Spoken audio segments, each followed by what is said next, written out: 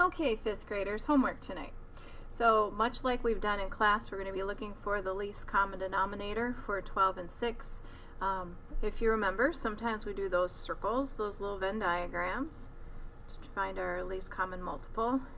Do 12 and 6, 6, 12, 18, 24, and then we go 12, 24, 36, and we're looking for some common ones, like 12. This step certainly is one you can skip as we go. So if this is no longer necessary, you don't need it. So our common multiple will be 12. We don't need to do anything with 2 12ths because it's already there. Just write it over. This one, we need to change the 6 into something over 12. So 6 times 2 will equal 12. And remember, I'm really multiplying by 1. That's that whole identity property thing. Nothing's changing. I'm just cutting it in a different way. 4 times 2 is 8. Now I can add them up because I've got that common denominator. And I get 10 twelfths. 10 twelfths is okay, except I could reduce it by dividing them both by 2 over 2. And then I would get 5 6. So 10 twelfths is okay. 5 6 is better yet. Going across, our least common multiple that we'll be looking for here is 8, so we can leave our 4 eighths.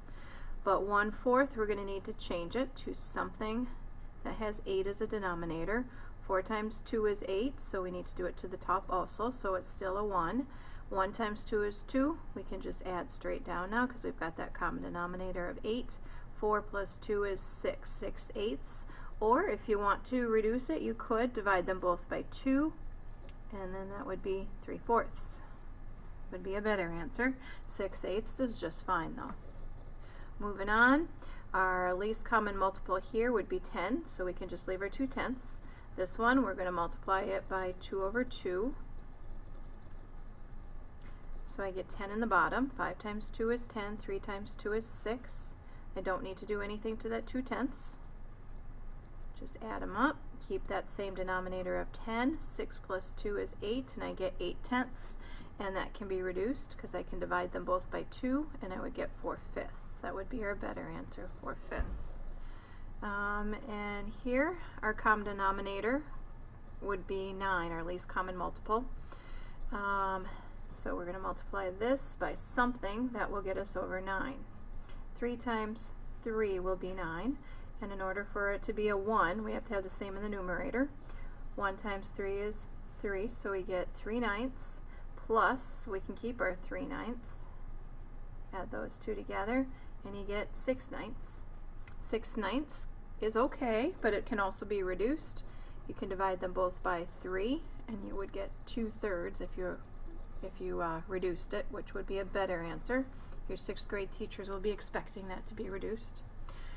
Moving on, we've got a common denominator of 10. We just need to change our 2/5, multiply it by something that will get us over 10 because this is a 10.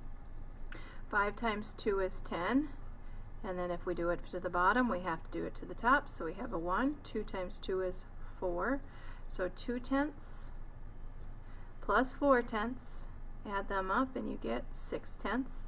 Now 6 tenths, they are both divisible by 2, so you could reduce this one to 3/5. That would be a better answer. 6 tenths is okay though, especially if you're going to change it to a decimal as we've been practicing sometimes. Alright, this one, a common denominator of 12. So we're going to multiply it by something to get it over 12. 6 times 2 would be 12, so we need to do it to the numerator also. 3 times 2 is 6. Add them up. This one doesn't need to change, it's already 12. And you get 8/12, which is okay, but we could reduce it. Divide them both by, I bet you could do a 4 in this one and get 2/3, which would be a better one. G, a common denominator of 10, so we'll keep our 1/10. This one though, we need to multiply it by something to equal 10 in the denominator. 2 times 5 is 10. If it's in the denominator, it needs to be in the numerator. 1 times 5 is 5. Now we can add down because we've got a common denominator of 10. 5 plus 1 is 6, so we get 6/10, which would be fine if you're going to change it to a decimal. But we can reduce this. Simplest terms means you need to divide them both by 2/2. Sorry about that little screensaver popping in there. If you divided them both by 2, you would get 3/5 for a simpler one. Next one, common denominator here of 6. We can keep our 1/6, but we need to change our 3. 2 times 3 will be 6, and 1 times 2 will be 2, so I can just add down, and I get 3/6. I can reduce that one to 1/2. I can divide them both by 3/3, or you might just know that that's 1/2. Anytime you can double the numerator and it equals the denominator, you know you have half. Alright, so I don't get lost here. 1/6 and 4/12. I need to change my numerator to something over 12. Multiply it by 2/2. 1 times 2 is 2. 6 times 2 is 12. I can just rewrite this one if I need to. 4 times 2 is 6. 6/12. If I can double it and get the denominator, I have half, and that's exactly what I have. Half. This one, let's multiply it by 2/2 to get a common denominator of 8. 2/8 plus 2/8 equals 4/8, which is the same as half. And this one, again, we can multiply it by 2/2, and then we get 2/10. 2/10 plus 2/10 is going to equal 4/10, which is great if you're writing it as a decimal, but let's not. We're going to reduce instead and get 2/5. If I divide both of these by 2/2, I would get 2/5, which would be my simplest terms, lowest terms.